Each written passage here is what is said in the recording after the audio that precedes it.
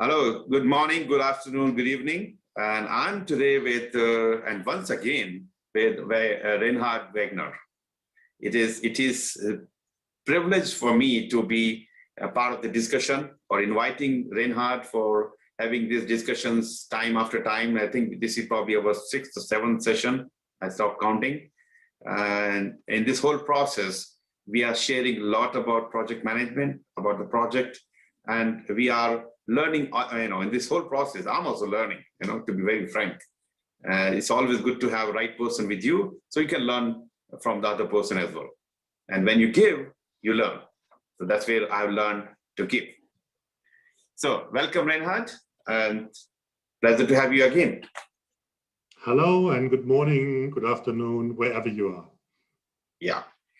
So, we are still coming out of the COVID situation, and it's actually much better than the last 2 or 3, 4 weeks when we were talking earlier.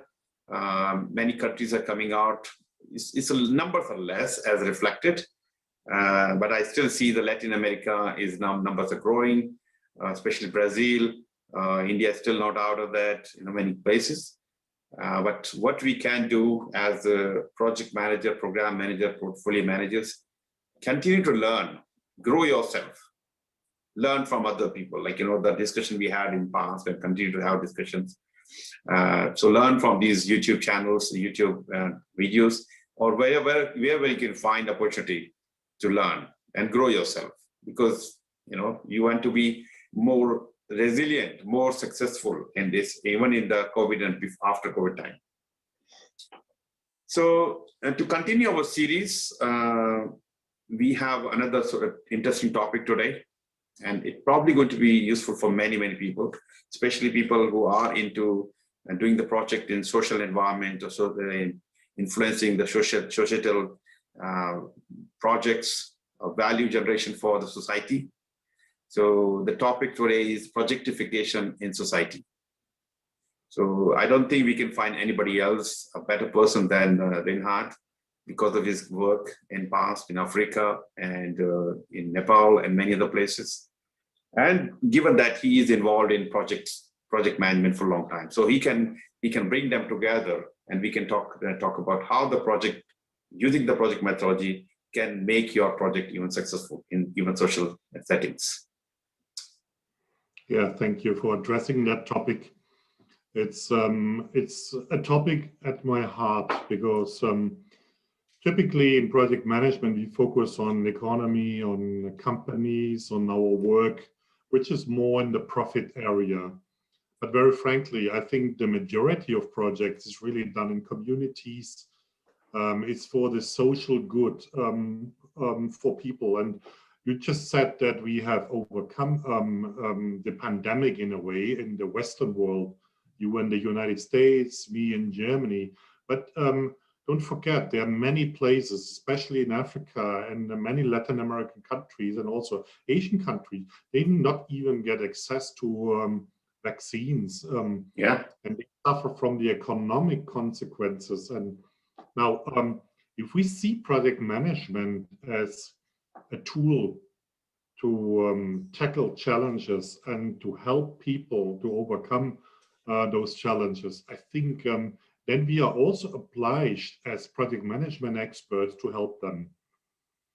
And I had the privilege to work in Africa and Nepal and many other places to share what I've learned in the business context in my country, and to help those people in the communities. They have no access to any knowledge or the internet even, so that we help and give back, pay back what we have earned in our time and pay back to the society.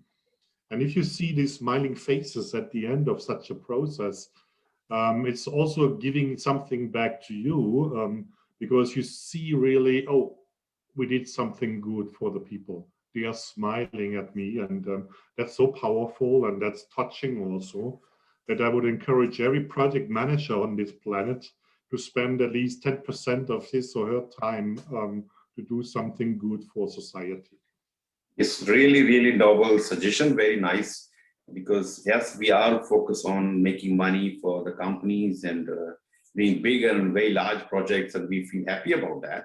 But he said, when you do a social project and impacting the life, when people are benefiting from that, they smile. Their smile itself is invaluable.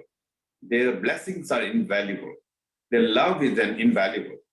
We don't see that, we don't, these are all intangible, but these are more than tangible benefits of value.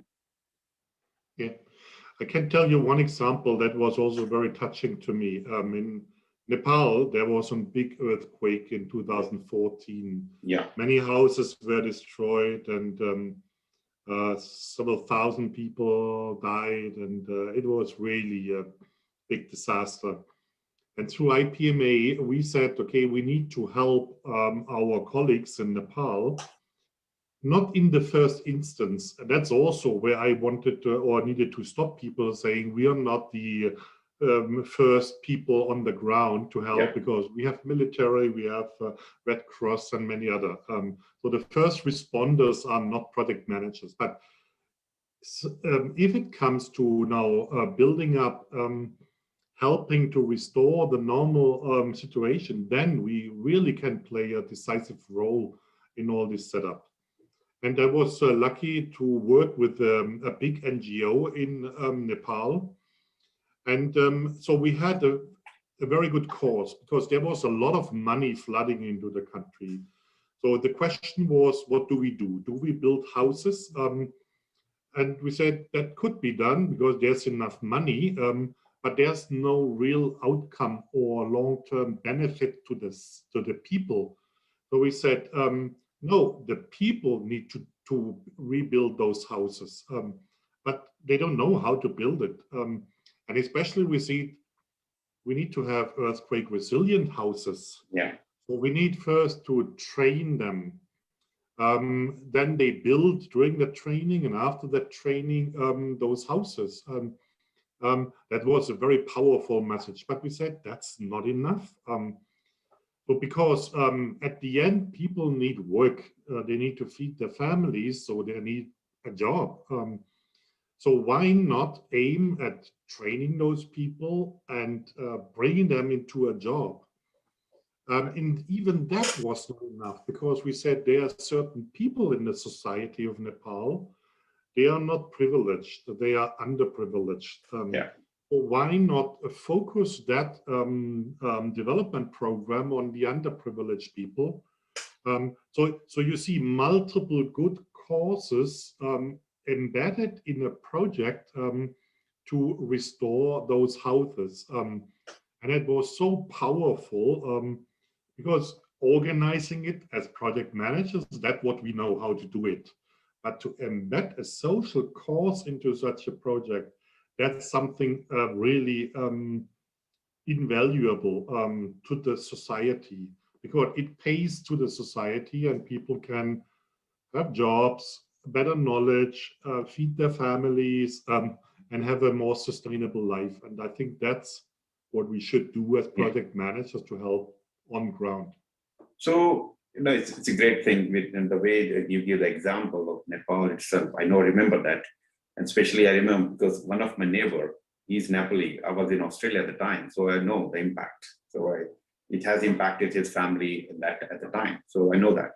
So the way you guys did, your project managers or IPMA did, I like to know more, people like to know more. And utilizing the project management knowledge, one is anybody can do, get few people and resources, distribute the money and this, or having a plan and deliver as per the plan. Were you able to utilize the project management learning in that whole system? Yes, and I think what is the key message also with that is, do not throw money into a country or do the work and then leave. And because it doesn't really help the country, it doesn't help the people. So help them to help themselves. So I think that's the key message also in that project. And it needs a creative solution for that. How can we integrate those people so that at the long run, they can do it themselves And nowadays, those people that participated in the training, they are now the trainers. They even got a trainer education, so they can proliferate. They are multipliers now, and that is setting a wave of new ideas and knowledge in the country. And that is how we should also do this development aid work, and not just bring money or food or something. This is very detrimental, I believe. So now you have plenty of money floating from everywhere, and you said we want to make sure people are self-sustained. They learn, and while your projects are finished, the projects in operationalize, they are the people going to run as operation. They are the one who are trained. They are the one to train the trainer program. They're going to ensure that other people, the next generation, they are also getting the required training. Yeah. Yes. So what I'm still interested to know. Of course, we can talk about agile and waterfall. In this case, were you using agile methodology more or waterfall? I'm sure it was like a design and plan and structure. What was that? Actually, that's a very interesting question, because it really doesn't matter. Working with those people in Nepal or in Africa, they do not even know what the word project means.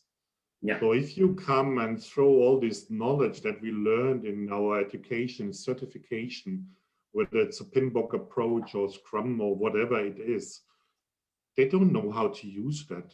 So it's also for us, we need to apply a totally different language. We need to also tell them what is the purpose of doing a project structural plan or breakdown structure. So that they understand, oh, I need to prepare myself for all the work that is coming. And then also you need to explain them in a different way of wording. Why do we need a schedule? Because they think more in now, today, maybe tomorrow. But you say, okay, but there will be many days after, and we need to think through the whole life cycle to the end and plan it from the end and prepare for that. So the language is a very different one. And you need to explain more why we are doing and applying those tools and techniques and stuff.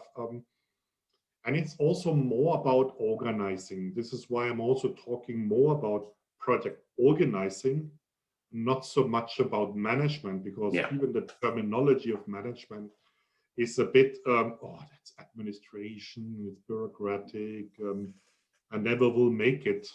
Because you really work with ordinary people. Some are not even able to read stuff. So your whole language and approach is neither agile nor waterfall. It is pragmatic. I think maybe that's the best word to describe it. But at the end, you need to organize the project. Yeah, I mean, you correctly said that language, whatever PMBOK is saying or other books are saying, is for you to learn as a project manager. But when you're working with the real people, real things are going on, you don't worry about work breakdown structure or master schedule or the risk management. You just do it. Only thing is this knowledge is part of you, and you are doing, as if it's basically in your DNA now.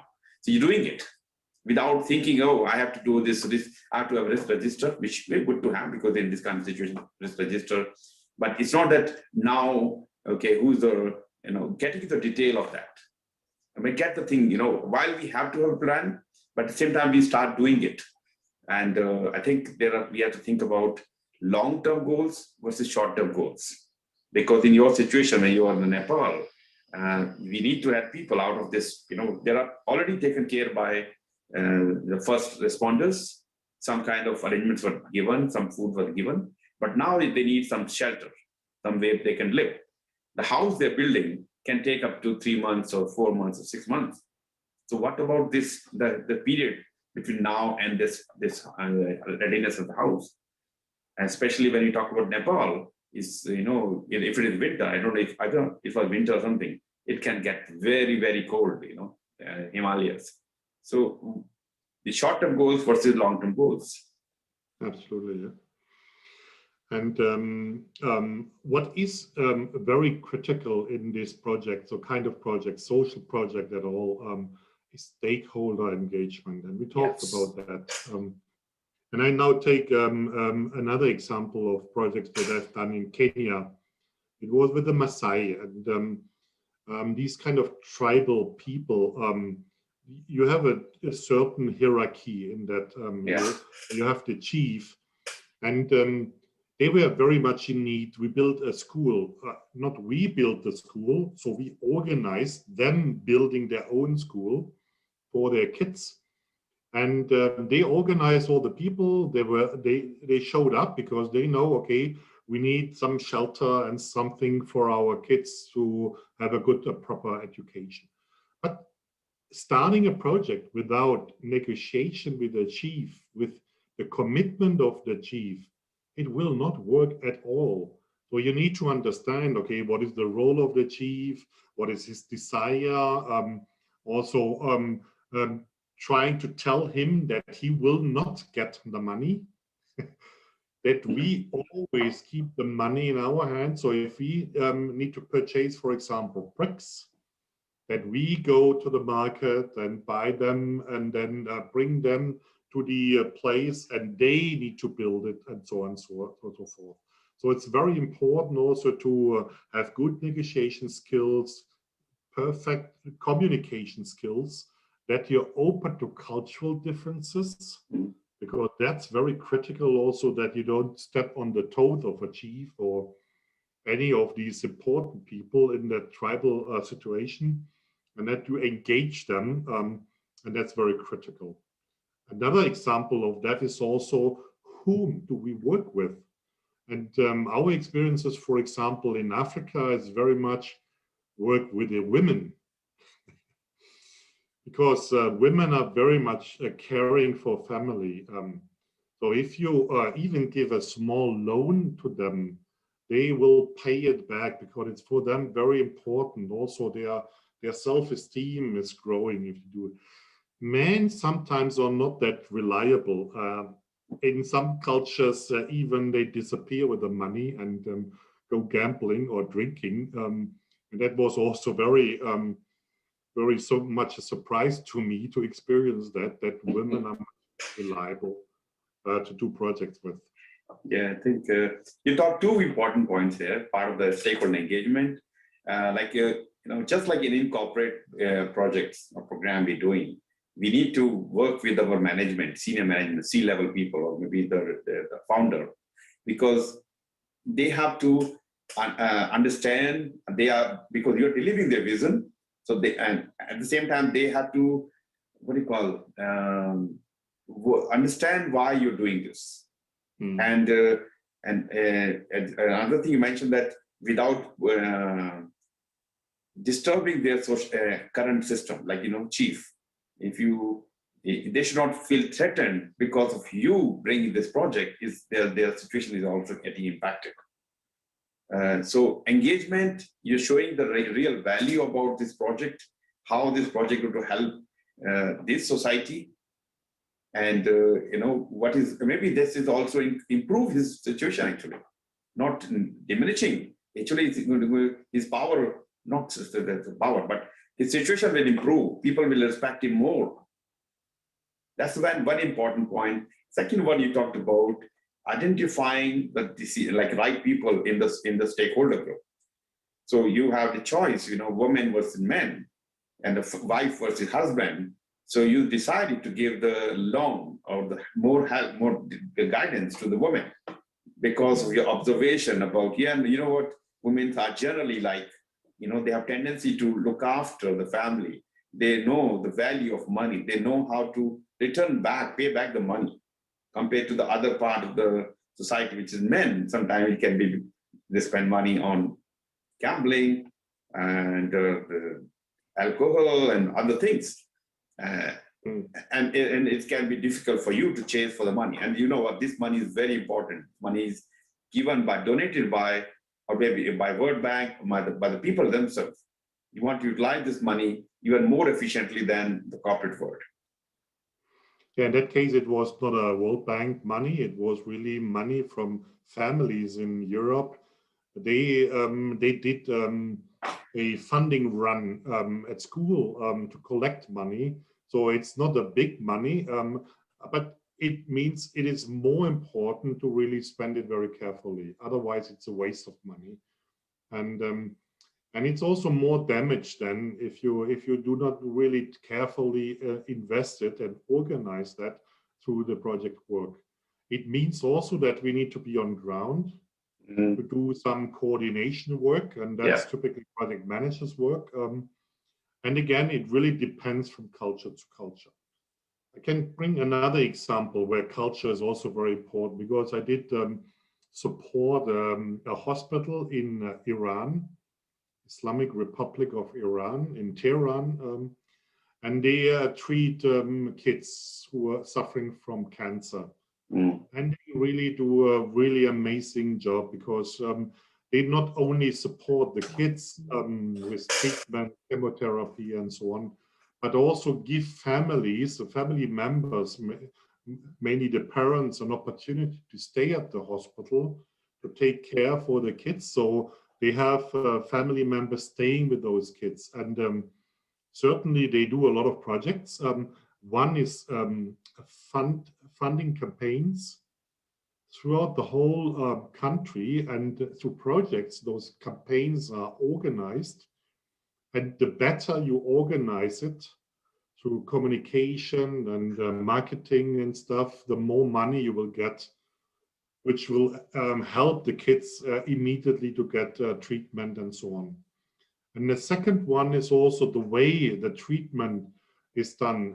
You can apply the new technology, the new medicines and equipment in that hospital. And if you deal with these funds in a better way and organize that through projects, I think that's also helping at the end the kids. And that in the context of an Islamic Republic, it's also from a Western perspective, and I'm a German, really to better understand how can you contribute and make them understand how to utilize project management to at the end help the beneficiaries of that. Yeah, good. So so things you mentioned, like understanding the cultural differences. You coming from Germany and Iran being a new country, sometimes challenging, but not of the language. You speak German, at least you can speak English. And these people may or may not speak English. They have their own language and their own way of seeing things. So how do you overcome such difficulties, barriers? I think that's a very critical question for all project managers working in intercultural or international settings. There's no one way of doing it. And I many years back attended multicultural trainings. And I'm a bit afraid that those won't help you, because they just foster stereotypes, or this is the way in China people work. Because my way of doing is to be open, to listen and observe very carefully what they are doing, to more ask questions, what is expected, or what is a behavior they would show. And especially in Iran, they are so friendly. They will explain you, and they are also tolerant because they know you are a foreigner.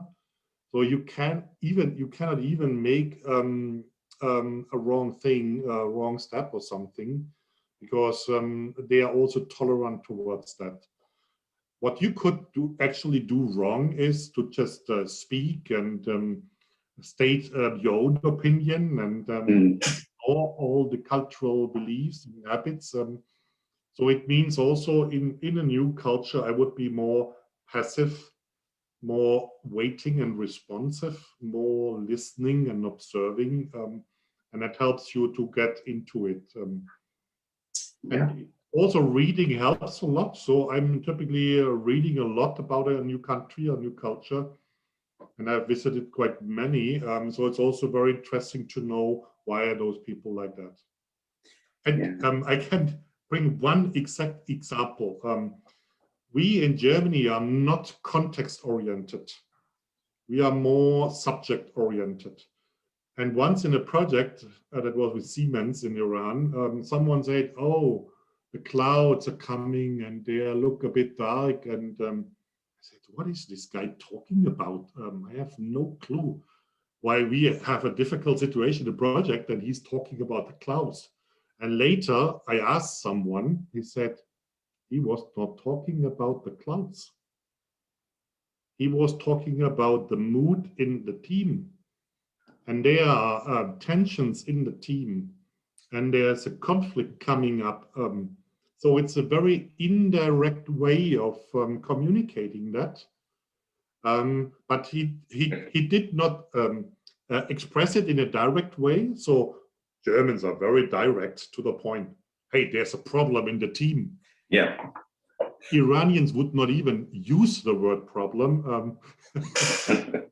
So see, this can lead into conflicts or misunderstandings, and this is why we need to ask what is meant by what he's saying. Exactly. Yeah, and you're right. You know, when somebody's looking at sky and there's no cloud, then dark clouds are coming, and there's a rain. Where is the rain? But yeah. So yes, you're right. You clarify that with that person. Hey, what do you mean by this? Then probably he can tell you in front of everyone, or maybe on the side. Look, this is what I'm talking about. Yeah. So what you said, just watching videos or reading books about a culture is not enough. As you correctly mentioned, it can create some stereotype.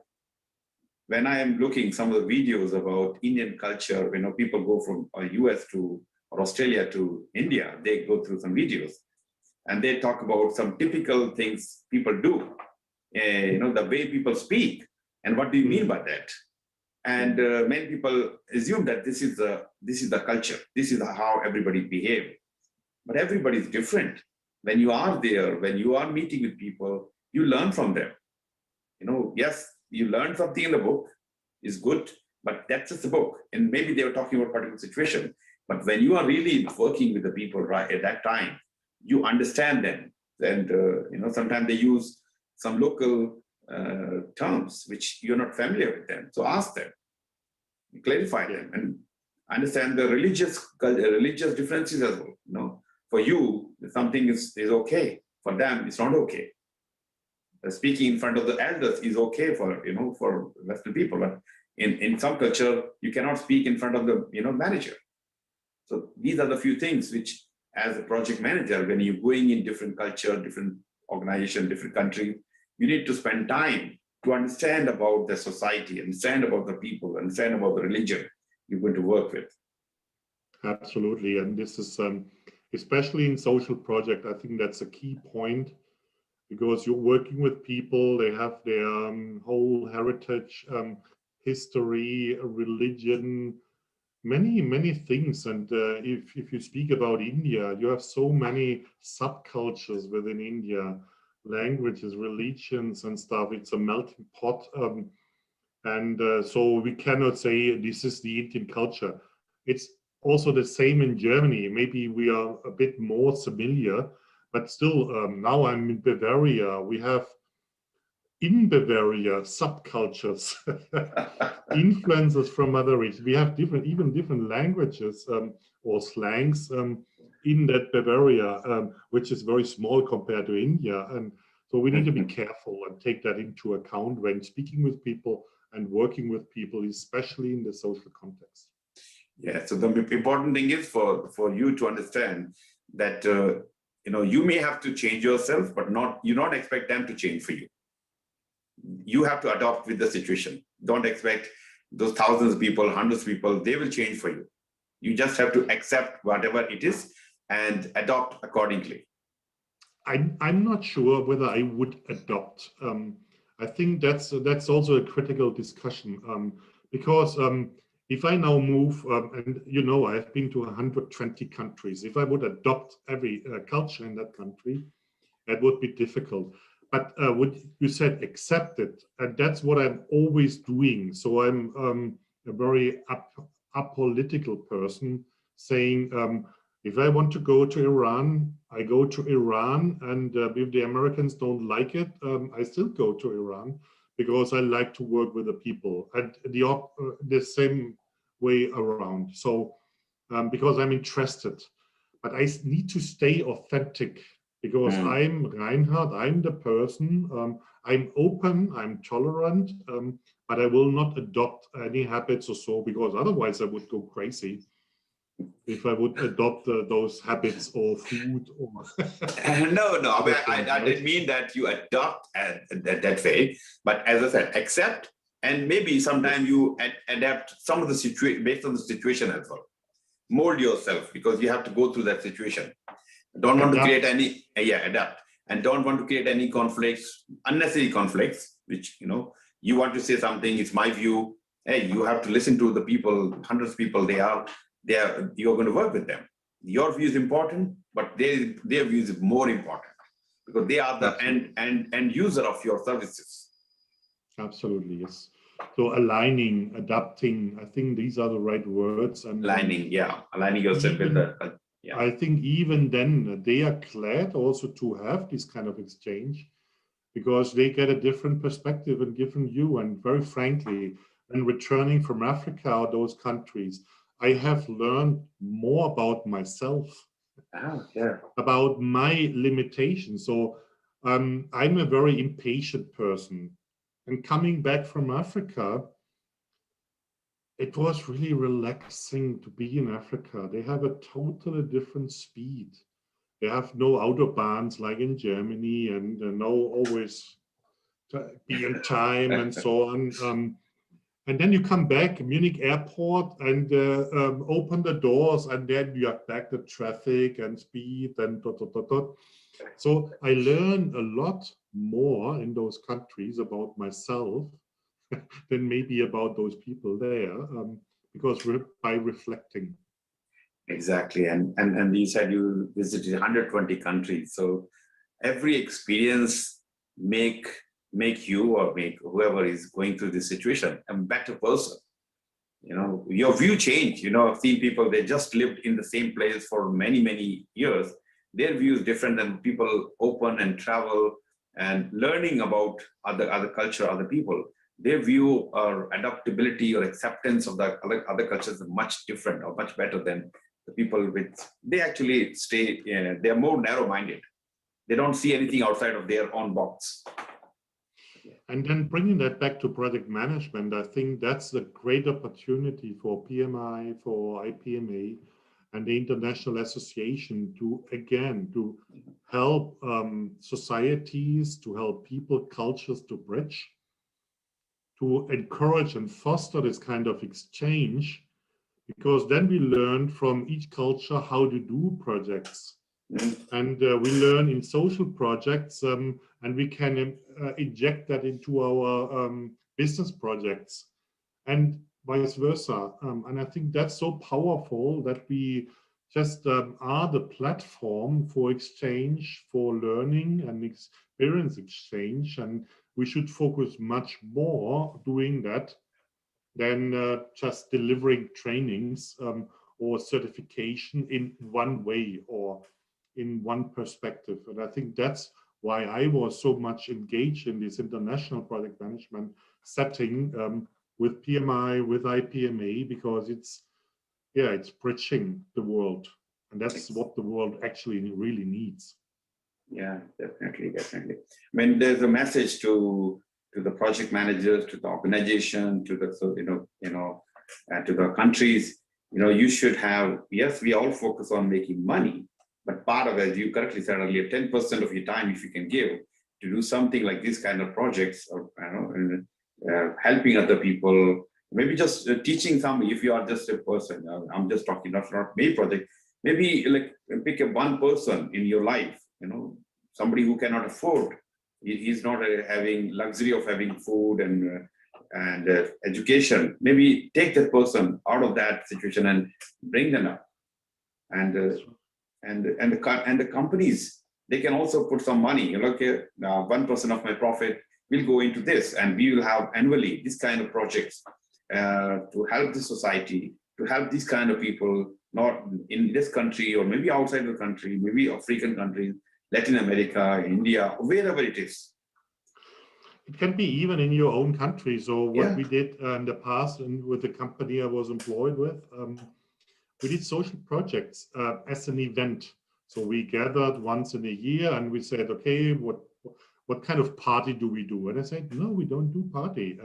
Let's do a social project. Come on, that's boring.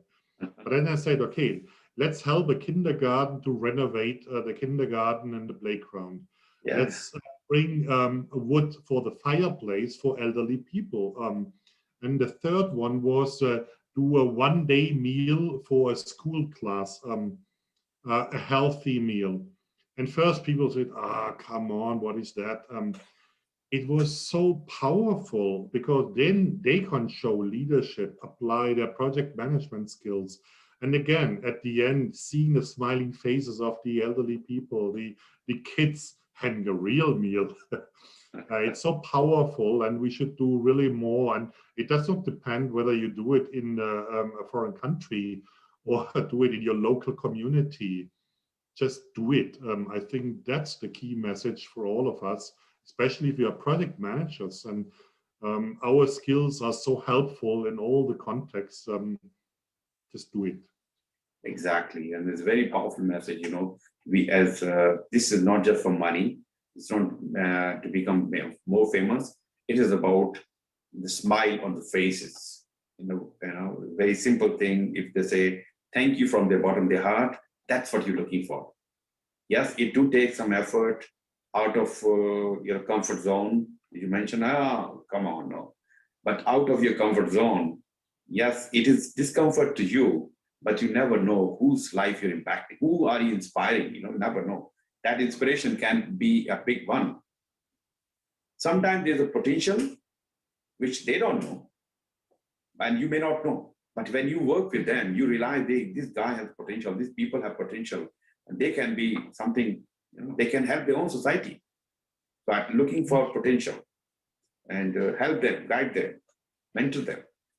And it can also, as simple as I did this week, I had a coaching session with a young student. He wanted to get advice. And if you as a senior can help the young generation to get into project management jobs or into a project leadership position or so, and if you're mentoring those people, coaching them, accompanying, let's say in the beginning of their career steps, that's also something that is very helpful for them. And the young generation is requiring that for the elderly or the experienced generation. And that's another possibility. So we have talked about many possibilities to help and share. And I think that's even, I would say, a requirement for all the project managers to me, help society to grow. I think some countries have military service as the mandatory. So there should be something like that. All the project manager has to have the portion of their work every year, 1 or 2 days, 1 week, 2 weeks as a social project, maybe more. So that can bring more, you know, humanity or, you know, support to other people, and even more. So I think that's where we as a human, and especially coming out from COVID time, you know, everybody has experienced some way or other way and how dangerous this can be. A small nano meter or like a very small tiny thing can destroy the human society. You know, we have survived, we will survive, I'm sure we'll survive.